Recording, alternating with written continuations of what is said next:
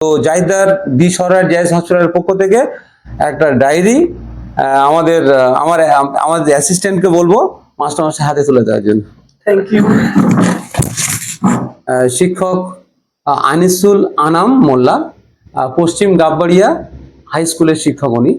তো এটাও শুনে আরো অবাক হবেন যে আমি 11-12 মানে উচ্চ মাধ্যমিক ওখান থেকেই পাশ করেছিলাম, পশ্চিম গাববাড়িয়া হাই স্কুল থেকে। তো মাস্টারমশাইয়ের যে কারণে মাস্টারমশাই এসছেন, মাস্টারের ভাই সিরাজুল আনাম মোল্লা, ওনার পায়ের লিগামেন্টের অপারেশন আছে।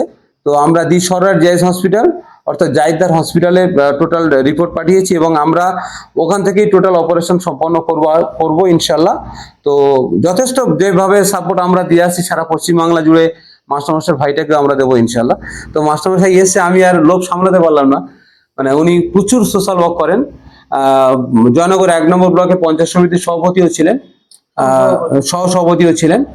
এছাড়া আমাদের বর্তমান সাংসদ মাননীয় প্রতিমা মণ্ডল এবং খান জিয়াউল হকের অত্যন্ত ঘনিষ্ঠ একজন, খুব মানে কাছের মানুষ। প্রথমেই মেহেদী হাসানকে ধন্যবাদ জানাবো। দীর্ঘদিন ধরে ওর সঙ্গে আমি পরিচিত, বহুদিন ধরে ও সমাজসেবামূলক বিভিন্ন কাজ করে আসছে এবং ওর যে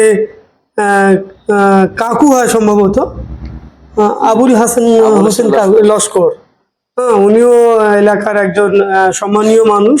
তার পরিবারের মানুষ হিসেবে এটা একটা ভালো কাজ করে আসছে দীর্ঘদিন ধরে, বিভিন্ন সমাজসেবামূলক কাজ, সেজন্য ওকে থ্যাঙ্কস জানাই।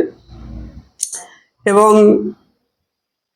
দি সহারার হার জেআইএস যে হসপিটাল, সেখানেও দেখি বিভিন্ন সময় এলাকার বিভিন্ন মানুষকে তাদের যাতে সুচিকিৎসা পায়, বিশেষ করে পিছিয়ে পড়া মানুষ সমাজের যাদের আর্থিক অবস্থা সেরকম ভালো নয়, তাদেরকে দেখি বিভিন্ন সময়ে সেখানে চিকিৎসার জন্য একেবারে সমস্ত বন্দোবস্ত করে দেওয়া। এবং তাছাড়াও দেখি বিভিন্ন ধরনের সারা বছরে সমাজসেবামূলক বিভিন্ন কাজ, কখনো মেডিকেল ক্যাম্প করে সেখানে গরিব উপরে আমরা দুস্থ মানুষের উপরে সেখানে তাদের চিকিৎসা এবং বিনামূল্যে তাদেরকে ওষুধপত্রের ব্যবস্থা করা। এই ধরনের সমাজসেবামূলক কাজ যত আমাদের সমাজে বেশি হবে, সেটা আমাদের সমাজের এগিয়ে যাওয়ার জন্য অনেকটা সদর্থক ভূমিকা নেবে। সেই জন্য আমি মেহেদীকে আবার একবার ধন্যবাদ জানাই।